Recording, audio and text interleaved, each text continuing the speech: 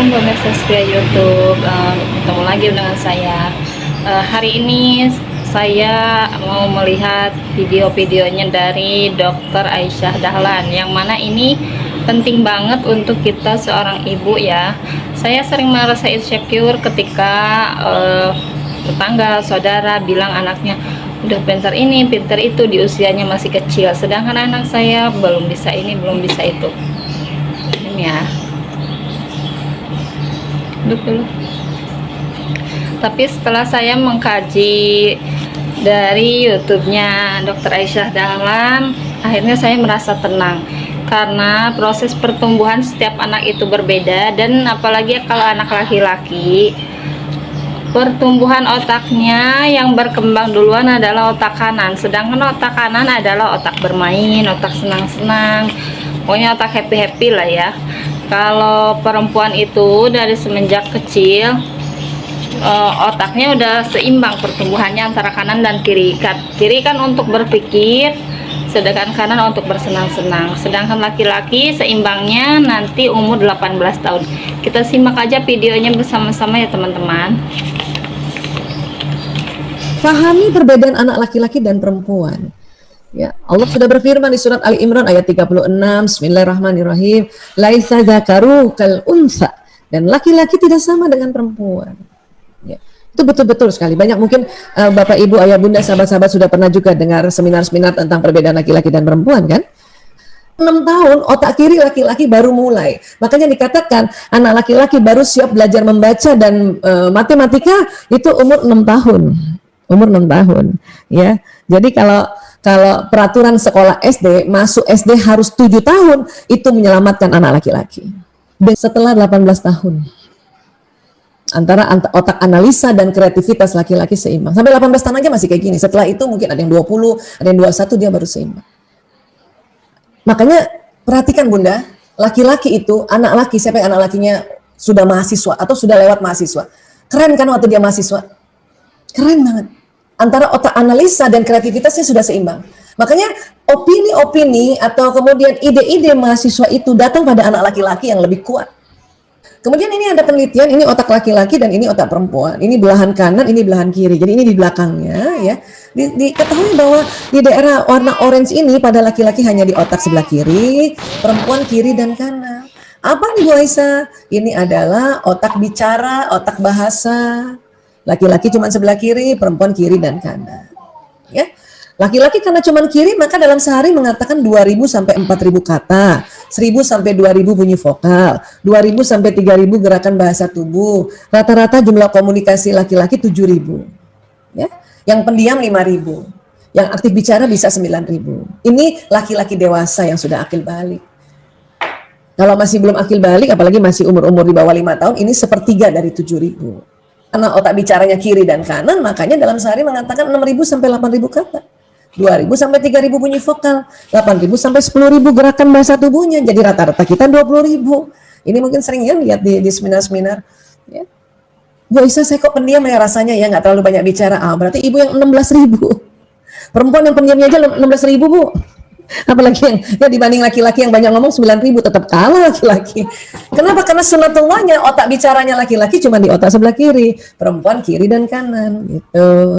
Inilah ya desain otak perempuan yang membuat perempuan ini tangguh, bisa mengerjakan banyak hal. Ya, jangankan ibu-ibu, anak kecil juga gitu. Anak perempuan itu multitasking, bisa bermain sambil bicara. Ini tangguh loh ini. Ketangguhan pada anak perempuan, oke? Nah, sambil main sambil bicara tuh anak perempuan ini, ya. Tapi kalau anak laki-laki bila sudah fokus dengan benda di depannya, setelah 10 menit ke atas, otaknya konsentrasi dan pendengarannya menurun. Ini zaman gadget, mainannya beginian nih. Kalau belum 10 menit dia masih bisa dengar bundanya panggil. Sudah 10 menit ke atas, dipanggil bunda 1 kali nggak jawab, 2 kali nggak jawab, 3 kali baru jawab. Kenapa? Karena kita udah teriak, udah naik itu nada kita ya. Kadang bunda marah, diambil, direbut mainannya nih, direbut ini gadgetnya. Anak laki-laki paling nggak suka itu. Karena dia juga bingung, saya apa yang salah bunda? Abis kamu bunda panggil, kamu nggak jawab. Terus dia bingung, kapan manggilnya? Makanya dia marah kalau diambil nih. Ini kalau kita nggak paham nih bisa bertanduk yang punya anak laki nih. Tanduknya nggak cuma di kepala Bu, keluarnya kepala, pundak, lutut, kaki kalau nggak ngerti tentang ini.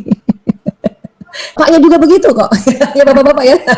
Ketika pria membaca koran, baca buku, pegang gadget dan nonton televisi, pria tidak mendengar apa yang dikatakan wanita karena sedang konsentrasi. Sudah 10 menit ke atas lihat ke sini. Nonton TV udah setengah jam, itu udah konsentrasi otaknya. Pendengaran itu menurun.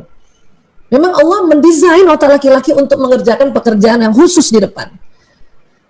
Bunda kalau lihat suami sedang kayak gini, working from home, udah fokus atau nonton TV fokus, terus ngomongnya sekelebatan, kita cuma sambil lalu, ayah, ayo makan, sambil lalu gitu ya, itu kemungkinan besar nggak dengarnya tinggi banget.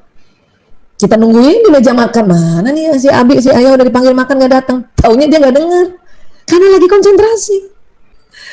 Kemudian mata, Masya Allah, ini mata lurus ya, lihat lurus ke depan. Perempuan kiri kanannya masih masih lihat. Memiliki jangkauan penglihatan yang lebar 180 derajat ini sebetulnya ya, lebih dari 180 derajat kayaknya nih. Ya, laki-laki ngelihat ke depan itu nggak bisa lihat kiri kanan, tapi laki-laki lihat ke depan itu panjang atau lurus, lebih panjang dibanding kita perempuan. Ini lagi harus dipahami.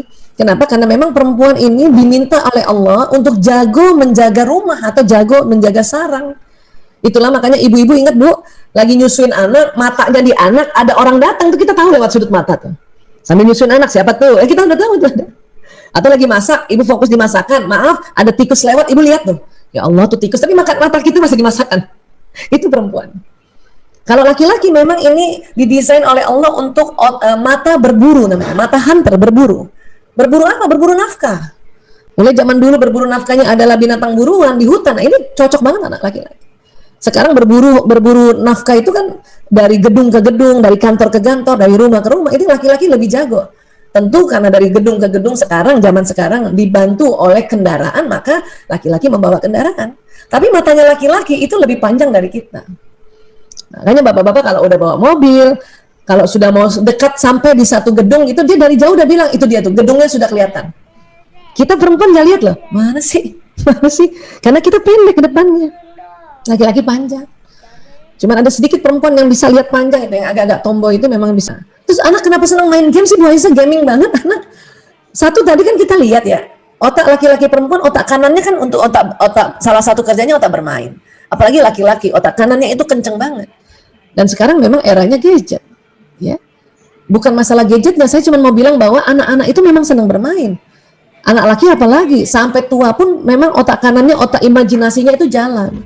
Dan pada saat dia bermain sebetulnya menstimulasi hormon rasa senang. Iya Bu Aisyah, sekarang anak-anaknya habis belajar, taunya habis itu dia main. Iya Bu, sebetulnya kalau dari ilmu otak pada saat dia main habis belajar, dia mengakses gelombang alfa. Apa gelombang alfa ini Bu Aisyah? Gelombang rileks. Untuk apa? Untuk ilmu yang tadi dia belajar, dia masuk di pikiran bawah sadarnya dan dia ingat agak lama dibanding dia tegang terus. Oh gitu, iya Bu. Saya patokannya yang penting pas azan kamu sholat nak. Apalagi udah besar, sholat dulu. Biasanya kalau belum saya panggil-panggil, sholat.